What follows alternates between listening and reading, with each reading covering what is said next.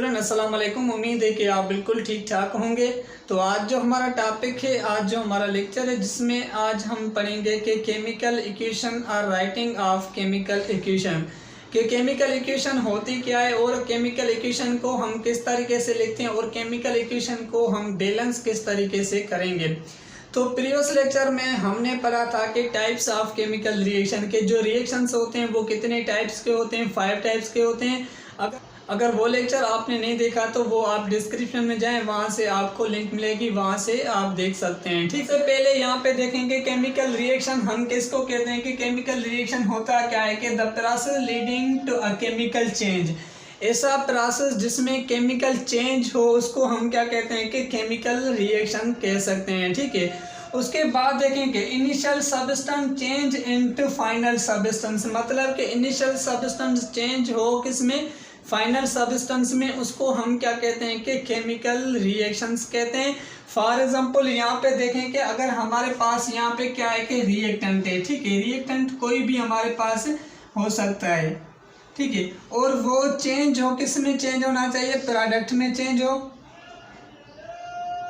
Product में, इसको हम क्या कहते हैं कि केमिकल रिएक्शन कहते हैं। ठीक है, तो यहाँ पे देखें कि जो चीज़ आपने टाइप्स ऑफ केमिकल रिएक्शन में पढ़ा था कि types of chemical reaction, for example हमारे पास कितने टाइप्स के केमिकल रिएक्शंस होते हैं कि 5 टाइप्स के, जिसमें हमने पढ़ा कि addition, combination, decomposition, single displacement, double displacement, उसके बाद हमने पढ़ा कि कंबंशन रिएक्शन पढ़ा। ठीक है, तो यहाँ पे ये जो चीज़ होती है इसको हम क्या कहते हैं कि रिएक्टेंट कहते हैं। फॉर एग्जांपल यहाँ पे हमारे पास क्या है कि A प्लस में हम क्या करें कि B का रिएक्टेंट करवा रहे हैं। ठीक है, और उसके बाद हमें यहाँ पे प्रोडक्ट मिल रहा है A और यहाँ पे हमें प्रोडक्ट B के साथ यहाँ पे बॉन्ड मिलता है। ठीक है, तो इस चीज़ को हम क्या कहते हैं कि रिएक्टेंट कहते हैं। और जो हमें फाइनल सब्सटेंस मिलता है ये हमारे पास क्या है कि इनिशियल सब्सटेंस, ये हमारे पास क्या है कि फाइनल सब्सटेंस है। ठीक है, तो जो फाइनल सब्सटेंस मिलता है उसको हम क्या कहते हैं, प्रोडक्ट कहते हैं। और जो हमारे पास इनिशियल सब्सटेंस होता है उसको हम क्या कहते हैं, रिएक्टेंट कहते हैं। ठीक है,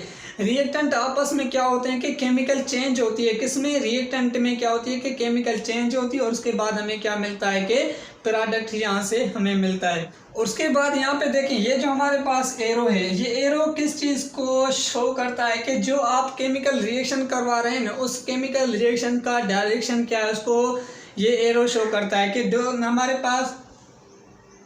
हमारे पास दो डायरेक्शंस होते हैं कि एक हमारे पास होता है कि फॉरवर्ड रिएक्शंस होते हैं और दूसरा हमारे पास होते हैं कि मतलब कि एक हमारे पास रिवर्सिबल रिएक्शंस होते हैं और दूसरे हमारे पास क्या होते हैं कि इरिवर्सिबल रिएक्शंस होते हैं। जो हमारे पास रिवर्सिबल रिएक्शन होते हैं उनका जो एरो होता है वो किस तरीके का होता है कि उनका एरो इस तरीके का होता है। फॉर एग्जांपल यहाँ पे ये जो हमारे पास रिएक्टेंट है वो चेंज किस में हो रहे हैं कि प्रोडक्ट में चेंज हो रहे हैं, और जो प्रोडक्ट है वो फिर से रिएक्शंस हो करके यहाँ पे रिएक्टेंट में चेंज होगा, इसको हम क्या कहते हैं कि यहाँ पे रिवर्सिबल रिएक्शंस कहते हैं, जिसको हम डबल एरो से शो करते हैं। ठीक है, सिंगल एरो का मतलब होता है कि यहाँ पे जो रिएक्टेंट है वो आपस में रिएक्ट करके हमें प्रोडक्ट मिलेगा, वो रिएक्ट करके फिर से हमें यहाँ पे सेम रिएक्टेंट नहीं मिलेगा। सिंगल एरो का ये मतलब होता है जिसको हम क्या कहते हैं कि इरिवर्सिबल रिएक्शंस कहते हैं। ठीक है, उसके बाद यहाँ पे हम क्या करते हैं कि यहाँ पे कैटलिस्ट यूज़ करते हैं। कैटलिस्ट किस तरीके से यूज़ करते हैं, फॉर एग्जांपल यहाँ पे आप जो रिएक्शंस करवा रहे हैं उनमें आपने निकल कैटलिस्ट यूज़ किया या कोई भी आपने प्लेटिनम आपने यहाँ पे कैटलिस्ट यूज़ किया, तो कैटलिस्ट का क्या काम होता है, कैटलिस्ट का काम होता है कि रिएक्शंस को मतलब कि ऐसा रिएक्शन, फॉर एग्जांपल हमारे पास 3 टाइप्स के रिएक्शंस होते हैं। ठीक है, एक रिएक्शंस ऐसे होते हैं जो मतलब कि स्लो प्रोसेस में चलते हैं। फॉर एग्जांपल वो स्लो आहिस्ता आहिस्ता, जैसे आपने कहते हैं रस्ट कहते हैं, आयरन, जो रस्ट आयरन का रिएक्शंस होता है वो स्लो प्रोसेस में होता है कि आहिस्ता आहिस्ता रिएक्शंस होता है। और दूसरा हमारे पास रिएक्शंस होता है जो फास्ट रिएक्शंस है, जैसे ही आप यहाँ पे रखेंगे तो वो आपस में रिएक्ट करके आपको प्रोडक्ट मिल जाएगा। और तीसरे टाइप्स के रिएक्शन होते हैं जिसको हम क्या कहते हैं, मिडिल रिएक्शंस। ठीक है, तो जो स्लो प्रोसेस वाले रिएक्शंस होते हैं उनको हम फास्ट करने के लिए कैटलिस्ट यूज़ करते हैं, जो फास्ट रिएक्शंस होते हैं उनको हम स्लो करने के लिए क्या यूज़ करते हैं, कैटलिस्ट यूज़ करते हैं। ठीक है, और दूसरी बात कि अगर आप किसी भी रिएक्शंस में हीट दे रहे हैं तो हीट को किस तरीके से शो करेंगे, तो यहाँ पे हीट को भी हम इस तरीके से शो करते हैं कि यहाँ पे ट्राई एंगल्स इस तरीके का बनाएं, तो इसको हम क्या कहते हैं कि हीट कहते हैं। मतलब कि ऐसा reaction the presence of heat, कोई भी रिएक्शन है जिसको आप हीट दे रहे हैं और आपको क्या मिल रहा है कि प्रोडक्ट मिल रहा है। तो ये यहाँ पे थी इंफॉर्मेशन जो हमने यहाँ से ली, ठीक है। उसके बाद यहाँ पे देखें केमिकल इक्वेशंस। केमिकल इक्वेशन किस तरीके से हम लिखते हैं, राइटिंग ऑफ केमिकल इक्वेशंस, ठीक है। तो केमिकल इक्वेशन दो टाइप्स की होती है कि किस तरीके की, एक हमारे पास होती है केमिकल इक्वेशन, मतलब जिसको हम क्या कहते हैं, फार्मूला केमिकल इक्वेशन कहते हैं, ठीक है। यहाँ पे मैं लिख रहा हूँ कि एक हमारे पास है कि यहाँ पे फार्मूला, ठीक है, फार्मूला केमिकल इक्वेशन, ठीक है। और दूसरा हमारे पास जो टाइप होता है जिसको हम क्या कहते हैं कि word chemical equation, word chemical equation, ठीक है। इन दोनों को हम समझते हैं कि वर्ड केमिकल इक्वेशन क्या है और जो फार्मूला केमिकल इक्वेशन है वो फार्मूला इक्वेशन हम किसको लिखते हैं और किस तरीके से हम दोनों को लिखेंगे। सबसे पहले हम समझते हैं कि word chemical equation, word chemical equation किस तरीके से होती है और उसको हम किस तरीके से लिखते हैं, ठीक है। यहाँ पे देखिए मैं यहाँ पे लिख रहा हूँ कि वर्ड केमिकल इक्वेशन इस तरीके का, ठीक है। मैंने आपको पहले ही बताया कि केमिकल इक्वेशन किस तरीके से लिखते हैं, किस तरीके से आप रिएक्टेंट को मिलाते हैं और प्रोडक्ट किस तरीके से आपको मिलता है। लेकिन यहाँ पे बात है कि वर्ड केमिकल इक्वेशन जिसको आप सेंटेंस में यहाँ पे लिखें, ठीक है। सेंटेंस में किस तरीके से आप रिएक्ट करवा रहे हैं, किसका रिएक्ट करवा रहे हैं, मैग्नीशियम प्लस में आप किसका रिएक्ट करवा रहे हैं कि ऑक्सीजन का, ठीक है। और यहाँ पे हमने लिखा एरो, एरो किसको शो करता है कि रिएक्शंस के डायरेक्शन को। और आपको जो प्रोडक्ट मिल रहा है वो प्रोडक्ट कौन सा मिल रहा है कि मैग्नीशियम ऑक्साइड, ठीक है। ये हमें क्या मिला के प्रोडक्ट मिला, इसको हम क्या कहते हैं प्रोडक्ट और इसको हम क्या कहते हैं रिएक्टेंट कहते हैं, ठीक है। तो यहाँ पे देखें इसको हम क्या कहते हैं सेंटेंस में कहते हैं, जिसको हम आप वर्ड्स में लिखते हैं कि आपने मैग्नीशियम प्लस में ऑक्सीजन को आपने कंबाइन करवाया जिसमें आपको प्रोडक्ट मिला मैग्नीशियम ऑक्साइड, यहाँ पे प्रोडक्ट मिला। और भी हम यहाँ पे एग्जांपल ले सकते हैं कि हमारे पास क्या है कि सोडियम बाय कार्बोनेट, आपने इसका रिएक्ट करवाया in the presence of heat के प्रेजेंस में, ठीक है। तो आपको जो रिएक्टेंट मिल रहा है वो कौन सा प्रोडक्ट मिल रहा है, वो कौन सा मिल रहा है कि इस प्रोडक्ट आपको सोडियम कार्बोनेट, आपको यहाँ से क्या मिल रहा है कि वाटर मिल रहा है, ठीक है। अब देखें इनको हम क्या कहते हैं कि वर्ड केमिकल इक्वेशन कहते हैं, जिसमें आपने वर्ड्स में लिखा। अब यहाँ पे है कि इतने वर्ड्स हम किस तरीके से लिखें कि मतलब हमारे पास पेज है, वो पेज तो सारा वर्ड्स में बन जाएगा जिसमें हमारे पास मतलब कि सही तरीके से लिख नहीं पाएंगे, ठीक है। तो ये हमारे पास क्या है कि वर्ड केमिकल इक्वेशन, जिसको हम क्या करते हैं कि फार्मूला केमिकल इक्वेशन में इसको लिखते हैं। फार्मूला केमिकल इक्वेशन क्या होती है कि यहाँ पे मैं लिख रहा हूँ कि फार्मूला केमिकल इक्वेशन, ठीक है। इनको हमने लिखा। अब देखिए फार्मूला होता है कि एक हमारे पास जो कंपाउंड है, एक हमारे पास जो मॉलिक्यूल है, एक हमारे पास जो सब्सटेंस है, उसका क्या होता है कि फार्मूला होता है। कि फार्मूला किस तरीके से होता है कि अगर हमारे पास वाटर है, ठीक है, तो वाटर का क्या फार्मूला होता है कि H2 होता है। टेबल साल्ट का क्या फार्मूला होता है कि सोडियम क्लोराइड होता है। सोडियम क्या है कि यहाँ पे हमारे पास एक एटम है, प्लस में क्लोरीन क्या है कि हमारे पास एक एटम है, ठीक है। तो यहाँ पे मैग्नीशियम प्लस में ऑक्सीजन, तो इनका भी क्या है कि हमारे पास फार्मूला होता है जिसमें हम मैग्नीशियम को यहाँ पे शो करते हैं कि Mg से। ये हमारे पास क्या है कि मैग्नीशियम है। अगर आप पीरियोडिक टेबल देखेंगे, अगर आप केमिस्ट्री पढ़ना चाहते हैं, अगर आपको चाहते हैं कि केमिस्ट्री आना चाहिए, तो आप पीरियोडिक टेबल में एलिमेंट्स के जो सिंबल्स हैं उनको आप याद करें और उनको आप अपनी नज़र में रखें कि किस एलिमेंट का कौन सा सिंबल है, किस एलिमेंट्स का एटॉमिक नंबर क्या है, किस एलिमेंट्स का एटॉमिक मास नंबर क्या है, उनकी प्रॉपर्टीज़ क्या है। ये चीज़ आपको आनी चाहिए। ये चीज़ क्या है कि इजी है। किस तरीके से इजी है, अगर आप पीरियोडिक टेबल याद करना चाहते हैं तो वो भी हमारा लेक्चर है जिसमें आप किस तरीके से पीरियोडिक टेबल याद करें। जिसमें सबसे पहले आप क्या करें कि अगर आप ग्रुप वाइज पीरियोडिक टेबल में सिंबल से याद करना चाहते हैं तो भी ठीक है, अगर आप पीरियड्स में याद करना चाहते हैं तो भी ठीक है, लेकिन आपको क्या करना चाहिए कि हर ग्रुप का पहले आप एक ग्रुप को याद करें, फिर दूसरे ग्रुप को याद करें, फिर तीसरे ग्रुप को याद आप इस तरीके से करें कि इस ब्लॉक वाले एलिमेंट्स कौन से हैं, इस ब्लॉक में जो सेकंड ग्रुप है उसके एलिमेंट्स कौन से हैं, पी ब्लॉक में कौन कौन से एलिमेंट्स आते हैं, P block first second third seven fifth में कौन कौन से एलिमेंट्स आते हैं। इस तरीके से आप उनको ग्रुप वाइज में एलिमेंट्स को सिंबल्स को याद करें, ठीक है। तो यहाँ पे देखें मैग्नीशियम हमारे पास प्लस में क्या है कि ऑक्सीजन है, ठीक है।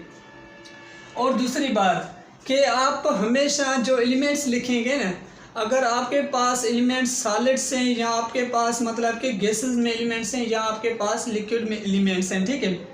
तो दूसरी बात बाद में मैं आपको बताता हूँ कि गैसेस को आप किस तरीके से लिखेंगे, सॉलिड को आप किस तरीके से लिखेंगे। लेकिन यहाँ पे एक और पॉइंट है कि हमेशा जो गैसेस वाले एलिमेंट्स होते हैं, गैसेस वाले जो एटम्स होते हैं वो हमेशा किस फॉर्म में स्टेबल होते हैं, वो हमेशा मॉलिक्यूल फॉर्म में क्या होते हैं कि स्टेबल होते हैं। और वो मॉलिक्यूल फॉर्म में क्या होंगे कि स्टेबल होंगे। एटॉमिक फॉर्म में उनको आप कभी भी नहीं लिख सकते, एटॉमिक फॉर्म में हो ही नहीं सकते, ठीक है। तो यहाँ पे मैग्नीशियम हमारे पास था, यहाँ पे मैग्नीशियम, ठीक है। ऑक्सीजन हमारे पास क्या है कि मॉलिक्यूल है, तो O2 यहाँ पे हम लिखेंगे। मैग्नीशियम जो हमारे पास है वो मेटल एलिमेंट है, वो सॉलिड एलिमेंट है, वो इस ब्लॉक सेकंड ग्रुप से यहाँ से वाबस्ता है, ठीक है। तो मैग्नीशियम को हम एटॉमिक फॉर्म में लिखेंगे, क्योंकि जो भी सॉलिड वाले एलिमेंट्स होते हैं ना वो मेटल्स में मेटल्स वाले एलिमेंट्स क्या होते हैं कि सॉलिड होते हैं, ठीक है। तो जो मेटल्स एलिमेंट्स होते हैं वो मॉलिक्यूल फॉर्म में स्टेबल नहीं होते, वो आपको एटॉमिक फॉर्म में भी मिलेंगे। एटॉमिक फॉर्म में भी स्टेबल नहीं होते, लेकिन वो आपको एटॉमिक फॉर्म में मिलेंगे, मॉलिक्यूल फॉर्म में नहीं मिलेंगे। क्योंकि जो भी सॉलिड्स वाले एलिमेंट्स होते हैं वो आयोनिक कंपाउंड्स बनाते हैं। वो क्या बनाते हैं कि आयोनिक कंपाउंड्स बनाते हैं। जो मतलब कि नॉन मेटल्स एलिमेंट्स होते हैं वो कोवेलेंट कंपाउंड्स होते हैं, ठीक है।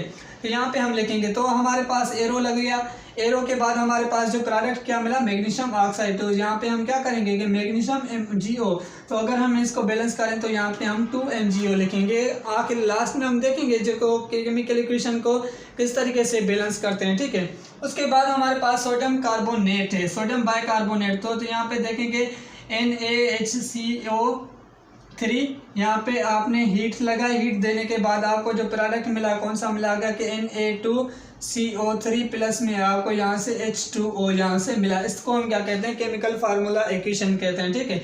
तो अगर यहाँ पे सोडियम के 2 एटम्स हैं तो आप यहाँ पे भी क्या करेंगे, 2 लगा दें। उसके बाद आपका सारी इक्वेशन जो है वो क्या हो जाएगी कि बैलेंस हो जाएगी। ऑक्सीजन हाइड्रोजन यहाँ पे सारी जो है वो क्या हो जाएंगे कि बैलेंस हो जाएंगे, ठीक है। तो इस तरीके से हम केमिकल इक्वेशन को लिख सकते हैं, ठीक है। उसके बाद हमारे पास लास्ट इंफॉर्मेशन है कि लास्ट इंफॉर्मेशन में हम क्या पढ़ेंगे कि हमारे पास जो मेटर होता है वो कितने मतलब के फॉर्म में होता है। ये आप बताएं, कमेंट्स में बता सकते हैं कि जो मेटर होता है वो कितने मतलब के फॉर्म में होता है, ठीक है।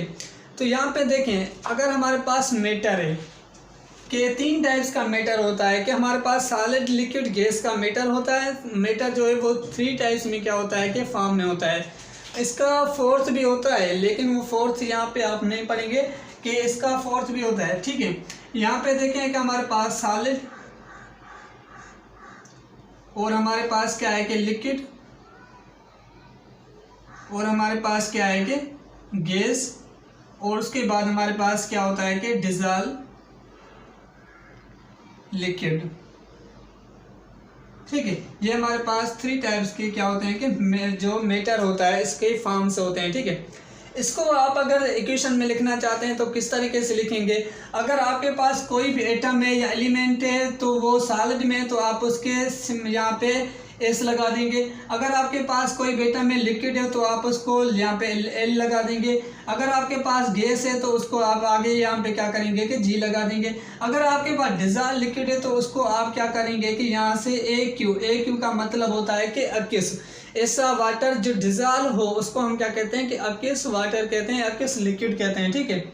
अब हमारे पास क्वेश्चन है कि इनको हम किस तरीके से लिखेंगे। तो यहाँ पे देखें कि हमारे पास रिएक्शन है। रिएक्शन कौन सा है कि Na प्लस में हमारे पास क्या है कि Cl।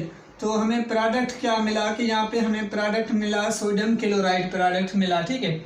तो हमारे पास सोडियम जो भी मेटल्स एलिमेंट्स होते हैं वो मैंने पहले ही आपको बताया कि वो सॉलिड फॉर्म में ही होते हैं, ठीक है। तो इनके आगे हम क्या लगा देंगे, एस लगा देंगे, क्योंकि सोडियम यहाँ पे क्या है कि सॉलिड में है, ठीक है। और प्लस में हमारे पास क्लोरीन है। क्लोरीन किस फॉर्म में होता है कि गैसेस फॉर्म में होता है, गैस फॉर्म में, तो हम इसके बाद आगे जी लगा देंगे। और जो प्रोडक्ट हमें मिला वो प्रोडक्ट किस फॉर्म में मिला के सॉलिड फॉर्म में मिला, तो ये इसको आप सॉलिड लगा देंगे, ठीक है। तो यहाँ पे 2 लगाएं और यहाँ पे 2 लगाएं और यहाँ पे आप 2 लगाएं, आपकी इक्वेशन जो है वो क्या हो जाएगी कि बैलेंस हो जाएगी। तो इस तरीके से आप लिख सकते हैं। अगर आपके पास लिक्विड में है तो आप उसको एल लगा देंगे, क्योंकि अगर आप रिएक्ट करवा रहे हैं, किसका रिएक्ट करवा रहे हैं, यहाँ पे CO2 प्लस में आप रिएक्ट करवा रहे हैं किसका, यहाँ पे H2O का रिएक्ट करवा रहे हैं, ठीक है। तो आपको यहाँ से प्रोडक्ट क्या मिल रहा है कि आपको प्रोडक्ट मिल रहा है C6H12O2, यहाँ पे आपको प्रोडक्ट मिला, ठीक है। आपने कार्बन डाइऑक्साइड प्लस में लिक्विड वाटर का रिएक्ट करवाया और आपको जो यहाँ पे रिएक्शन मिला वो क्या मिला कि आपको ग्लूकोज यहाँ पे मिल रहा है, ठीक है। तो यहाँ पे देखें कि प्लस में यहाँ पे जो कार्बन डाइऑक्साइड है वो किस फॉर्म में है कि गैस फॉर्म में होता है। यहाँ पे H2 है जो वो किस फॉर्म में है, वो आपको लिक्विड फॉर्म में मिला। और ये जो आपको प्रोडक्ट मिल रहा है ना, ये आपको डिजॉल्व प्रोडक्ट मिल रहा है। तो इसको हम क्या करेंगे कि आगे इसके बाद हम AQ लगा देंगे, क्योंकि जो ग्लूकोज है वो ग्लूकोज किस फॉर्म में है कि किस फॉर्म में, तो आप इसको क्या करेंगे कि ये आपको डिजॉल्व फॉर्म में मिला। तो इस तरीके से हम क्या करते हैं कि यहाँ पे इक्वेशंस बनाते हैं। इक्वेशन किस तरीके से लिखते हैं, इक्वेशन है क्या, वो हमने इस लेक्चर में डिफाइन किया, ठीक है। तो इसके बाद जो हमारा नेक्स्ट लेक्चर होगा जिसमें हम पढ़ेंगे कि केमिकल इक्वेशन को बैलेंस किस तरीके से करें। मैंने इसलिए इसको 2 यहाँ पे लेक्चर्स में बनाया है, क्योंकि ये एक लेक्चर बड़ा है कि हम केमिकल इक्वेशन किस तरीके से लिखें, केमिकल इक्वेशन है क्या, केमिकल इक्वेशन के जो बेसिक टर्म्स हैं वो क्या हैं। उसके बाद हमारे पास जो केमिकल बैलेंस केमिकल इक्वेशन है वो किस तरीके से बैलेंस कर सकते हैं। तो ये वीडियो जो है वो कम से कम 1 घंटे से ज़्यादा हो जाती है, ठीक है। तो इसलिए मैंने क्या किया कि इसको 2 टाइप्स में बनाया। पहले में हमने पढ़ा कि केमिकल इक्वेशन है क्या, केमिकल इक्वेशन को बैलेंस किस तरीके से कर सकते हैं। और हमारे पास जो नेक्स्ट लेक्चर होगा उसमें इंशाल्लाह हम सीखेंगे कि how to balance chemical equation, किस तरीके से हम केमिकल इक्वेशन को बैलेंस कर सकते हैं, ठीक है। तो अगर आपने हमारे चैनल को सब्सक्राइब नहीं किया तो आप सब्सक्राइब करें और इस वीडियो को अपने दोस्तों के साथ शेयर करें।